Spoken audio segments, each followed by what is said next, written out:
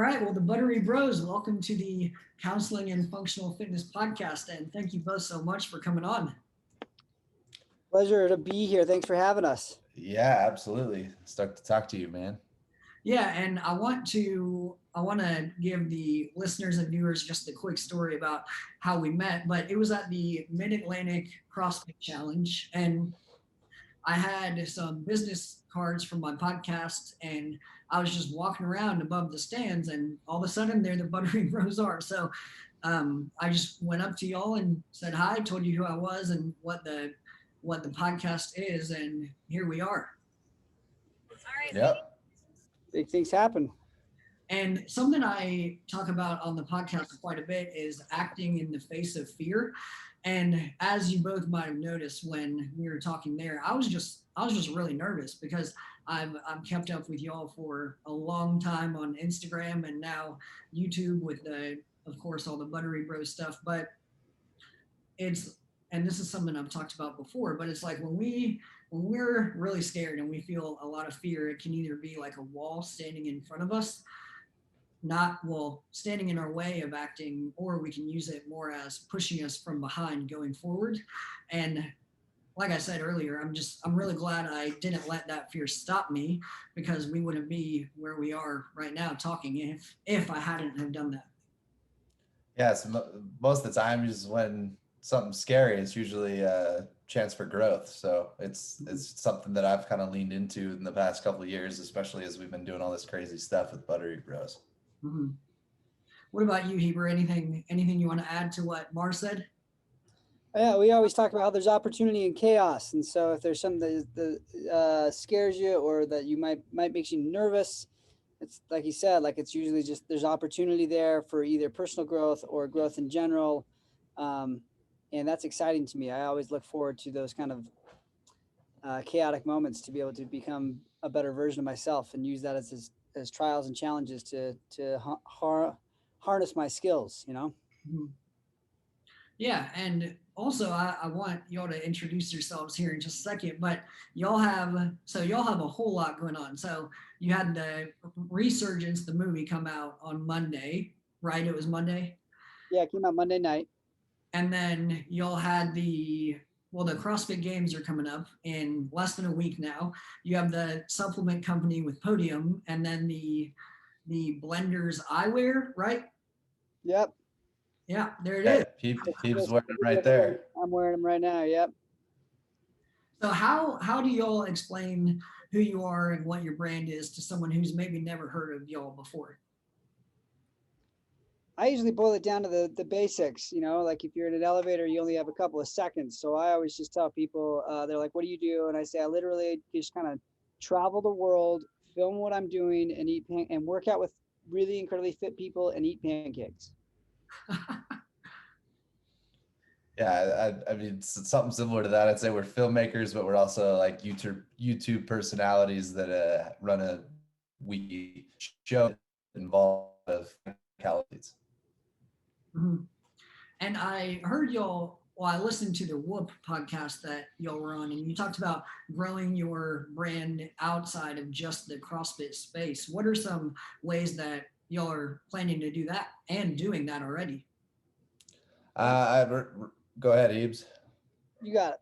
Okay, so we've kind of been doing that for a little while now, but a lot of the ways that we've been expanding outside of CrossFit is working with brands that aren't primarily in CrossFit. So one of them is Rain, who they've put us in contact with some really cool personalities like Martins Lyces and Kai Green and Juji Mufu. Like we've collaborated with all of them, Jason Poston, just to be able to get a different take on their training methodologies and their fitness. And then also people like Jar, who are from a little bit of a traditional bodybuilding background, but they're also kind of stepping into CrossFit and functional fitness and stuff like that. So it's kind of cool to be able to have what we're kind of experts or backgrounds in lend a good hand to what these other brands are doing and vice versa. Mhm. What about you, Heber? Anything you want to add? I would just say we've kind of had that strategy of approaching brands that are not in the financial ecosystem of CrossFit and working with them.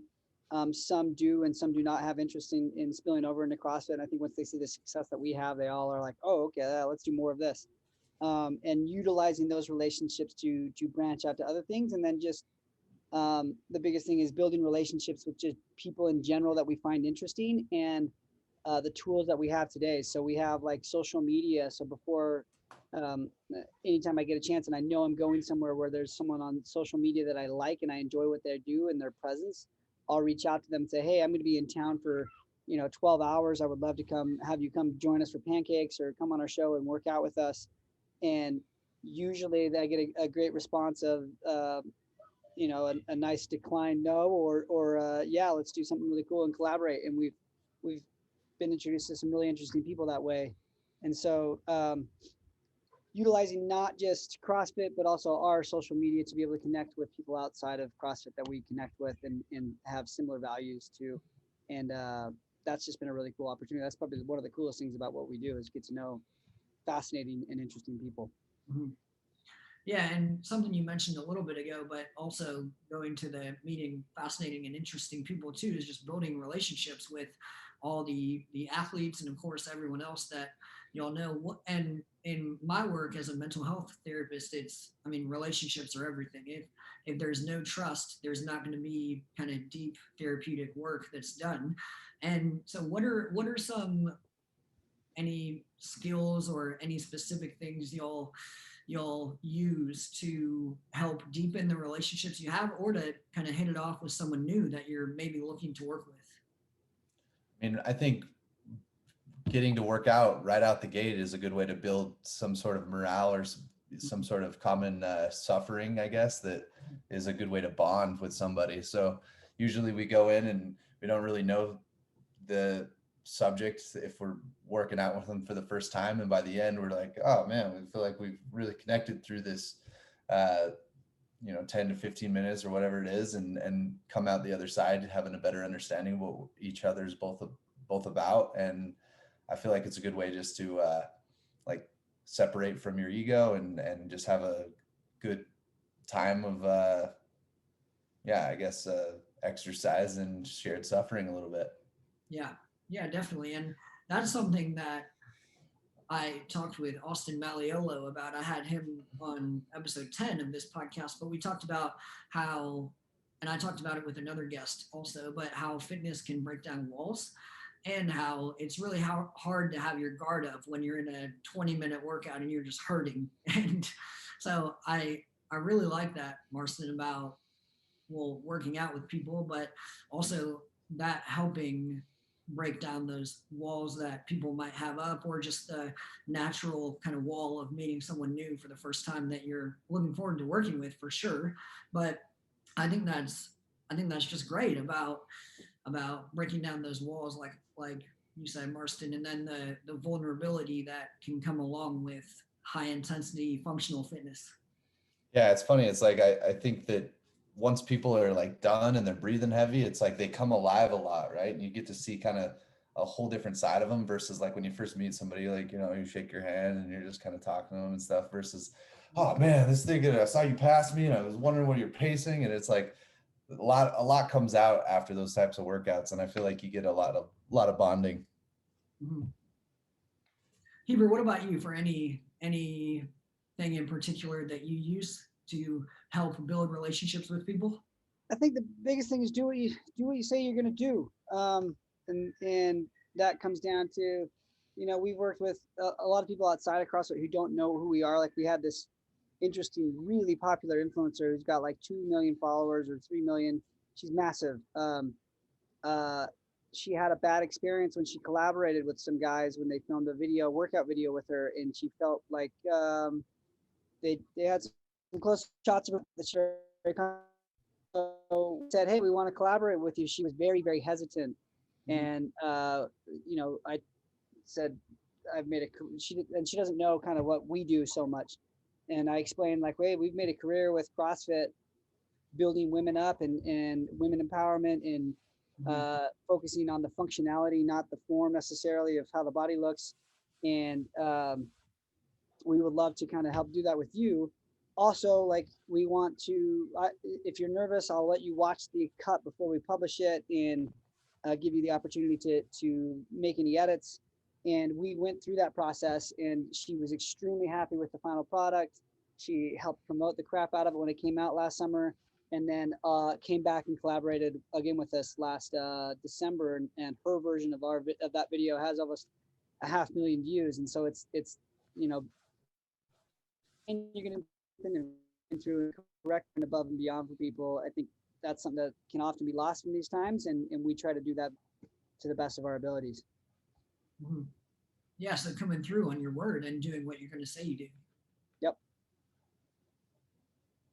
And what is the favorite thing that, or what is your favorite part of what you all do? I think there's a lot of stuff. Go ahead, Ebes.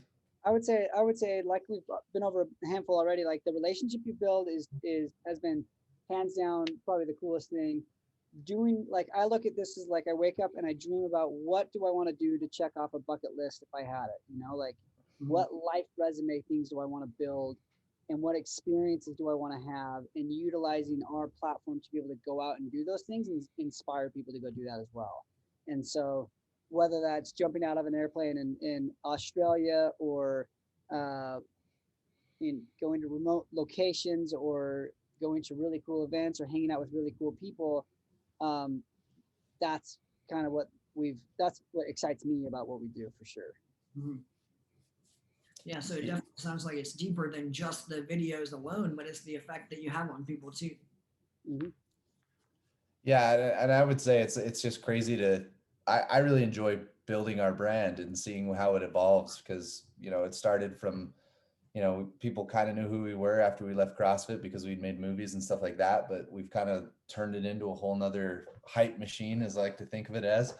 And now it's cool just to see the support that we receive from, you know, people that are watching our movie, and people that are like stoked about what we're producing, or, you know, if we're going to go do a pancake breakfast with people and kind of just hang out. And it's just a really fulfilling life right now from what we've created in the past little while. So I'm enjoying the business aspect as well as just like the lifestyle that we get to live, because there's opportunities coming in all the time that I'm like, man, these are crazy cool. And it's like, you got to be kind of selective now, because there's, you know, only so much time to take on all these cool things. And having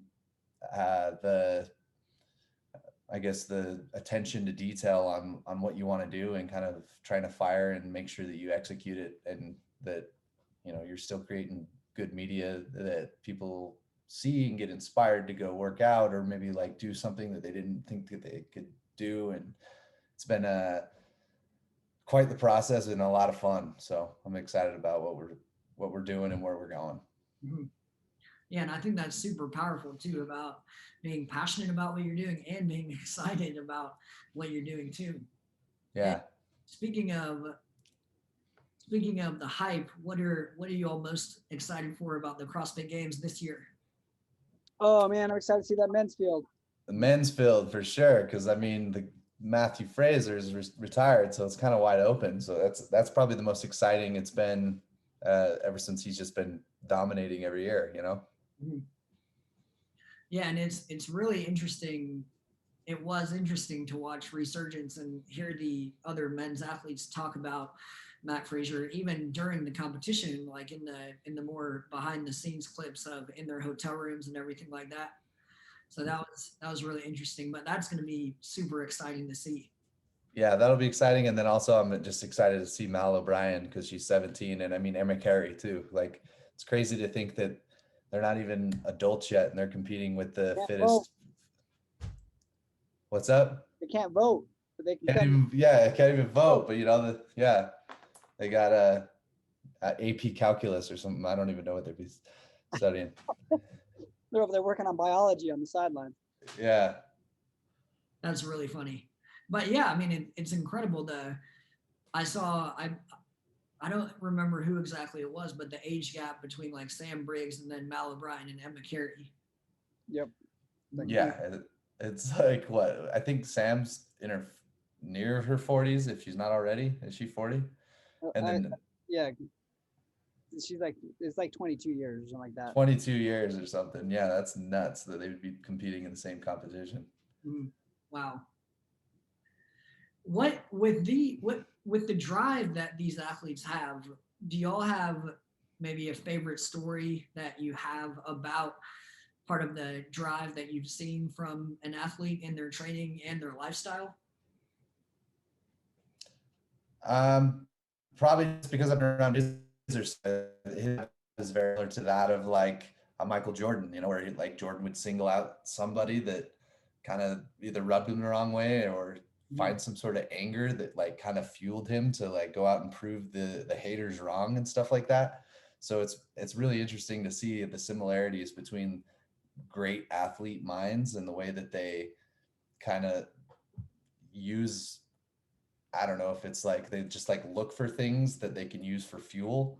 And it's stuff that like the average person, to me, it'd be like something that would just slide right off my back, but I'm not the guy that's trying to win the games, So it's like they're looking for like, okay, I'll use that to fuel me, and I'll use that. And like, there was an article that somebody was hating on me. I'm going to use those things to like better myself, to prove to everybody that I'm the greatest. And I've always found it super interesting to watch him kind of do that over the years, but it's kind of seeing that be fun now, So it's been a cool process to see both sides of that mindset.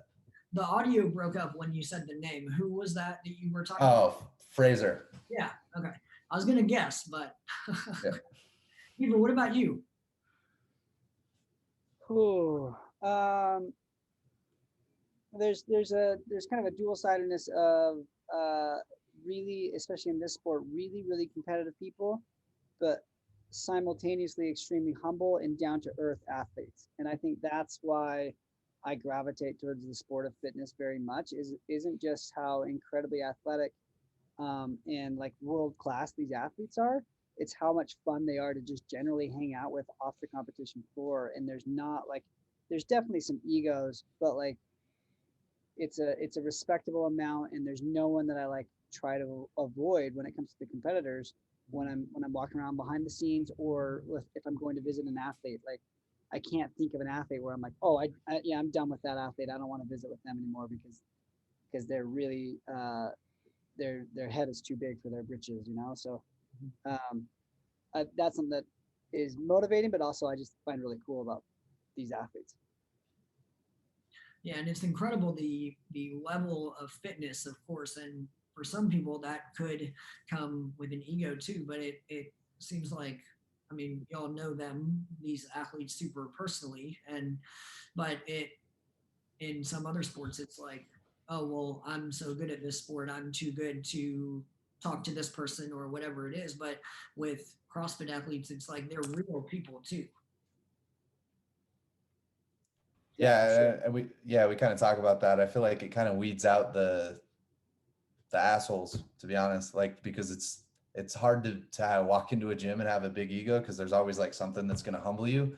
So I feel like no matter if you're a weekend warrior type of guy or just like a world class top of the tier, I feel like everybody has this understanding of what it takes to just get through some of that stuff, and it kind of lends a hand to be a lot more inclusive and want to share those experiences with everybody.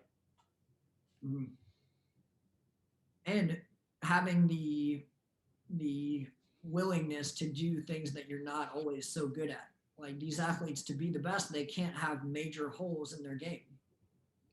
Yeah, the best in the world do that. I tend to be like, yeah, I'm not so good at that. I'm kind of not gonna go after that. I'm at the point now where I'm like, pistols, not for me. Like, but I understand why the best in the world have to do that because they're trying to be the best in fitness. So I think it's all dependent on what your goals are.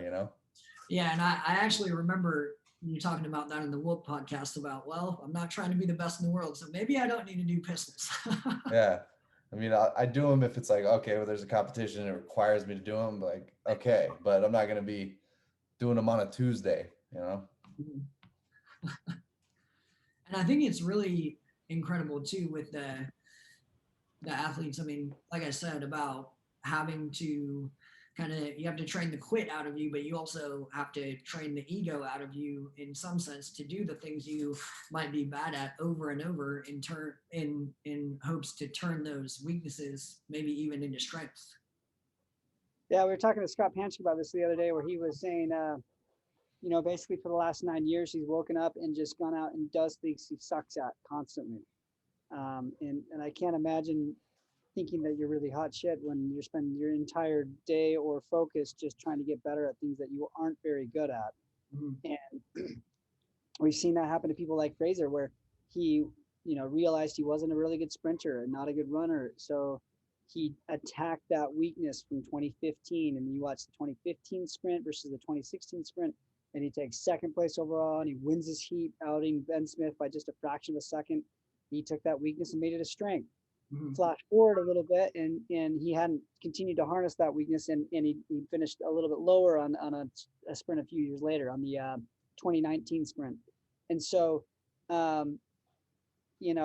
just because you conquer it for a bit, if you're not always on top of it, it can humble you again later. So that's what's great about that sport, is it's just a constant evolving, humbling machine. But Marston and I, like you said, like, we found that we're much happier when we're not doing things that we constantly suck at, just because we're not training for that sport. We're just trying to have fun. And so for us, this is really fun. I wake up every morning and go, man, I really suck at swimming. I'm going to go do that. You're really good at swimming. I am really good at swimming. But I wake up and think of, like, oh, this is what I want to do for fitness. I want to enjoy that process, because I'm not training to win the CrossFit Games. And what's the biggest lesson that you both have learned through fitness? Biggest lesson. I would say for me, fitness is a non-negotiable, I always say, in my day, where I know I am much happier. I'm a nicer person. Generally just more pleasant to be around if I've worked out. And so for me, like, it's not just the endorphins I get after working out. It's not just the vanity of looking good because you work out. For me, it's I want to do that because I want to be happier in my life. I know there's a correlation between working out and fitness and the happiness that I have in my day and life.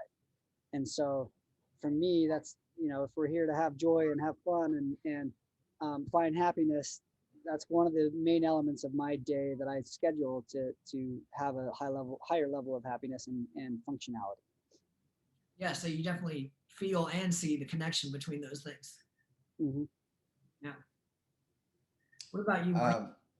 I mean, I would probably say that fitness is like, when you boil it down, it's pretty simple. It's like, it's funny how like everybody wants to get a trainer and needs to get a coach and everything. And it's like, those are all great and fine, but like, once you understand how to do the movements correctly, and you understand that if you just do it with intensity, that you're going to get a great result. And it's like, it's super simple when you like really look at it. You take, even air squats and burpees or a combination of that, or weightlifting and running, and you put it in a 10-minute format, and it creates a really intense and solicits a big response, So I feel like these are like tools and things that everybody should learn. Like, I'm surprised we don't teach this stuff in school, to be like, here's what you should learn, and it'll set you up for your whole life. And it's like, the biggest lesson is like, learn those things early on and work on them throughout life, and you'll be, prepared for whatever life kind of throws at you. And I think that that's something that we need to promote more in the health of the world and the health of people and in America and everything like that, Mm-hmm. Yeah, and that's where, of course, the functional part of it comes in, is that it can provide great outcomes if we use it. And with functional fitness, it's that we're not getting better to only be good in the gym, but to be outside in everyday life too. Yeah, and growing up, like, I played sports, so I was trained specifically for that sport to be better on the field or whatever, and then got into CrossFit afterwards, and I actually found out, like, oh wow, fitness is actually fun outside of training for a sport. Like, you can have a lot of fun just like going and hitting something real hard, high-fiving your buddies and getting out of there and feeling accomplished, Mm-hmm. Yeah, and Heber, you call it adult recess, right? Yep, 100%. it's where I go to reset my day. And when you're in elementary school, they schedule that for you. You've got 15 minutes. When I went to elementary school, it was 15 minutes in the morning, 30 minutes at lunch, or maybe an hour, and then 15 to 30 minutes again in the afternoon. There was 3 recesses where you were like, let's go ham. And so for me, I almost, thinking about it now, I want to schedule that in my day where I have 3 specific breaks throughout the day where I go have fun and then come back in and can pay attention better when I'm trying to answer emails or edit or work or, be present with my kids. Dodgeball. Dodgeball. So yeah, Heber, you see it play out and benefit all those different areas of your life too. Yep. And we're getting close to the end of our time, so we can do one more question. Is that all right with you both? Yep. Cool with it. How have you seen your mental health be impacted by fitness? I feel like fitness is a good endorphin rush. It kind of clears your head. Like if you have anxiety, it's like if you have anxiety and you're just sitting still, it's just you kind of fester in it, right? And I feel like when you get out and you either go for a run or you just do something to sweat, it kind of like has everything flow through you. And I always sit down afterwards because there's stressful days and we have like deadlines and stuff, personal things. And I always feel like pent up with like this anxiety or an aggression. And then when I go to the gym, hit it really hard. And then it's almost like, oh man, I feel that's not as much of a problem as it was before. And I feel like it's a great way to kind of flush all the bad stuff out and also get all the good stuff that's coming in because you're moving and you're staying active and being fit. Yeah, I'd say the same thing. I mean, to kind of elaborate more on the recess thing, like when you're a kid, they give you that moment, those times away from your desk to go have physical activity, because when you get back to the desk, you're able to study more and be more present in the classroom. And I think that goes a long way between, like, I find when there's a handful of things too. There's kind of a deeper subject, which is, not just being present with the family, but if you're setting goals for your physical fitness, if you set other life goals around, like, that are done, I have this is my business, I want to achieve these goals that aren't fitness related. I find that if I am focused on my fitness goals, that everything else in my life rises up as well. And so there's this direct correlation between trying to better yourself physically to also having a benefit of bettering yourself mentally and emotionally as well, to make you more efficient and creative and a better version of yourself. I think that's kind of the craziest goal or side benefit to training and doing anything physically active regularly. Mm-hmm. Yeah, and three of the main parts of mental health are the social aspect, the occupational aspect, and the physical aspect. And that's something that is definitely relevant for both of you, as the occupational part, of course, with what you do for work. And you both touched on the emotional part, and then the social part too, about relationships. Yep. And what's great about, anytime you go to the gym, we have a group of people that we see every day around 4:00 at the gym here near my house. And that's, that ticks that social box. And even if I'm going to a different class, or if you step into a CrossFit class specifically, like, there's a huge communal effort in there because of the shared suffering thing we talked about earlier on. Mm-hmm. Yeah, I mean, to touch on that, it's also a great way to build a community of people, because like you go to these gyms and everybody's there you kind of see your buddies and then you compete against them, and then you hanging out with them outside of the gym. Like we just went and did a Spartan race with a bunch of people from our gym. So it's cool to, have your core group of people in the gym and then also be like, hey, we're friends here. Why can't we be friends out there? Versus like other gyms, you go in there and everybody's got their head down. Nobody's really talking to each other. You don't talk to the people outside the gym. It's a really cool bonding, community growth type of experience when it comes to functional fitness and CrossFit and stuff like that. Yeah, and the community aspect of functional fitness and CrossFit is super important because people aren't walking around with their headphones in and everything like that, but people are interacting and communicating, and it's really awesome when fitness brings people together like that. Absolutely. Yeah. And I've met some of the, my best friends and coolest people just because it's like this understanding what it takes to do that hard stuff, and you have like a level of respect for people that can get through it regardless of your ability, as long as you're like either scaling it back so that we can all kind of do it together. And then afterwards, we'll go out and we'll go play spike ball at the park. It's this active mentality and this active lifestyle that's just that I gravitate towards, because it's kind of, I'm not the best at like sitting still. I need to be stimulated and always like doing stuff. So it's fun to have, a family of people all over the world that, I call, the CrossFit community, that feel very welcoming to allow you to come in, and, they welcome us with open arms. And I can't think of many other things that are like that. And I feel very fortunate to have fallen into something that positive and uplifting. Mm-hmm. Yeah, and that part that you mentioned about, well, really like effort earning respect, and it's so cool to see people come in and work so hard every day. And I mean, sure, scores and weights can earn some respect too, but it's really special to see people just give their full effort day in and day out. Absolutely. Mm-hmm. Well, anything else y'all want to add before we go ahead and wrap up? If you haven't watched Resurgence already, go check it out. It's on Apple TV, iTunes, leave a review if you can. And where can people find y'all on social media? Buttery Bros, at Heber Cannon, at Mars Media on Instagram. We have a small TikTok that's not very big right now. And we're also on Patreon. Yeah, Patreon and YouTube. All right, y'all. Well, thank you so much for coming on. Yeah, thanks, Adam. All right, bye, y'all. Bye. Later.